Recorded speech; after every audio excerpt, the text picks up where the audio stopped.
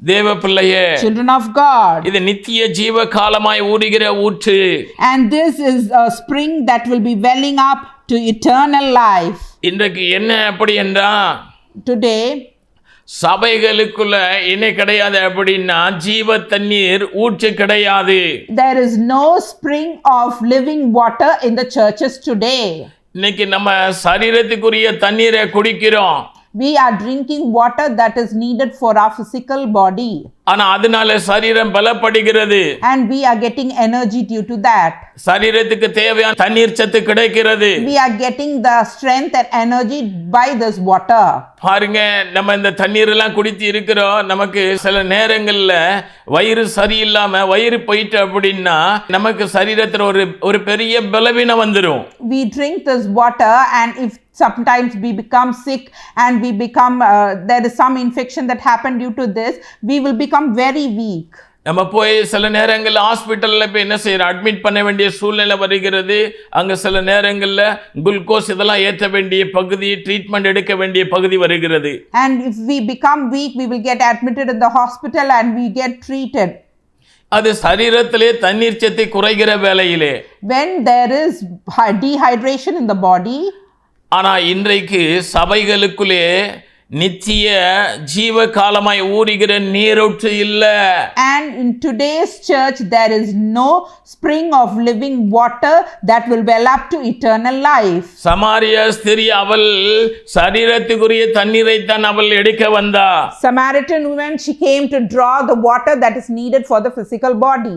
யாக்கோபுடைய கிணறு சரீரத்துக்குரிய தண்ணீரை தான் கொடுத்தது. Jacob's well gave the water that is needed for the physical body.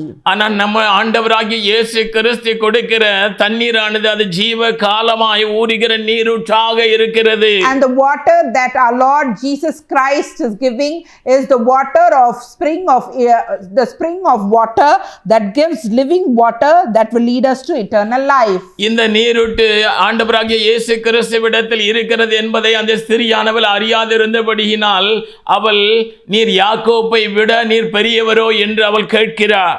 Because the Samaritan woman did not know that Jesus Christ is the person who gives the spring of living water that gives us eternal life, she is questioning Jesus, are you greater than our forefather Jacob?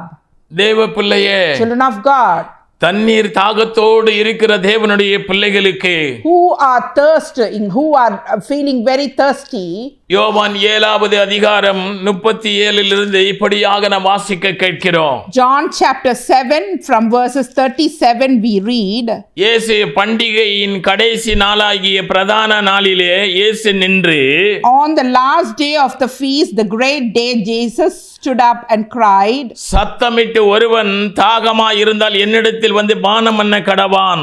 Jesus stood up and cried out, if anyone thirsts, let him come to me and drink. வேத வாக்கியம் சொல்லுகிறபடி என்னிடத்தில் விசுவாசமாய் இருக்கிறவன் எவனோ அவன் உள்ளத்தில் இருந்து ஜீவ தண்ணீர் உள்ள நதி ஓடும் என்றார். Whoever believes in me, as the scripture has said, out of his heart will flow the rivers of living water. இது தம்மை விசுவசிக்கிறவர்கள் அடைய போகிற அந்த பரிசுத்த ஆவியானவரை குறித்து ஆண்டவராகிய இயேசு கிறிஸ்து பண்டிகையின் கடைசி நாளிலே தாகமாய் இருக்கிறவர்கள் நீங்கள் எல்லோரும் என்னிடத்திலே வாருங்கள் என்று சொல்லுகிறார். Jesus is speaking about the person, whoever believes in him will receive the rivers of living water, that is the Holy Spirit. Jesus is speaking about this on the last day of the feast, that is the great day. அவர் மேல் விசுவாசமாய் இருக்கிறவன் இப்படிப்பட்ட ஜீவ தண்ணீரை, ஜீவ நதியை பெற்றுக்கொள்ள போகிறான் என்பதற்காக அவர் இப்படியாக தாகமாய் இருக்கிறவர்கள் நீங்கள் எல்லோரும் என்னிடத்திலே வாருங்கள். Jesus is telling this because whoever believes in him will receive the rivers of living water, that is the living water, that is the Holy Spirit. That is why Jesus is telling, if anyone thirsts, let him come to me and drink. அவன் உள்ளத்தில் இருந்து ஜீவ தண்ணீர் உள்ள நதி ஓடும். From his heart the living water, that is the rivers of living water will flow. நான் கொடுக்கும் தண்ணீரே அது நித்திய ஜீவ காலமாய் ஊறுகிற நீரூற்று என்றார். The water that I am giving is the water that will well up till the eternal life. ஜீவ தண்ணீர் உள்ள நதி ஒரு தேவ பிள்ளையினிடத்திலிருந்து ஓடுகிறது. From a child of God, this river of living water will flow. நித்திய ஜீவ காலமாய் ஊறுகிற நீரூற்றாக காணப்படுகிறது. And it will turn to be the river of living water till the eternal life.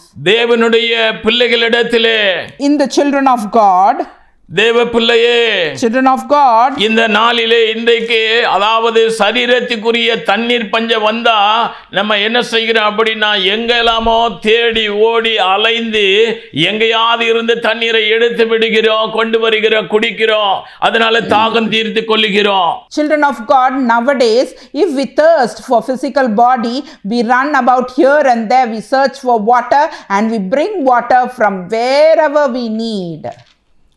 ஆனா நம்முடைய ஆவிக்குரிய தண்ணீர் இன்றைக்கு சபைகளுக்குள்ளே இன்றைக்கு இல்லாமல் காணப்படுகிறது. But if we have thirst for the soul, that is the water that is necessary for the soul, we don't go and search for it. அதை குறித்து யாரு கவலைப்படுகிறதே கிடையாது. No one is minding about it. யாக்கோபுடைய கிணறில் உள்ள தண்ணீரை குடித்து சரீரத்தை புஷ்டியடைய வைப்பதுதான் ஜனங்களுடைய ஆவலாய் இருக்கிறது. People are desiring to drink water from Jacob's well that is needed for the physical body, and people are only worried about this water. ஆனா நம்ம ஆண்டவராகிய இயேசு கிறிஸ்து கொடுக்கிற அந்த ஜீவ தண்ணீரை குடிப்பதற்கு இன்னைக்கு யாருக்கு என்ன கிடையாது, வாஞ்சை இல்லை.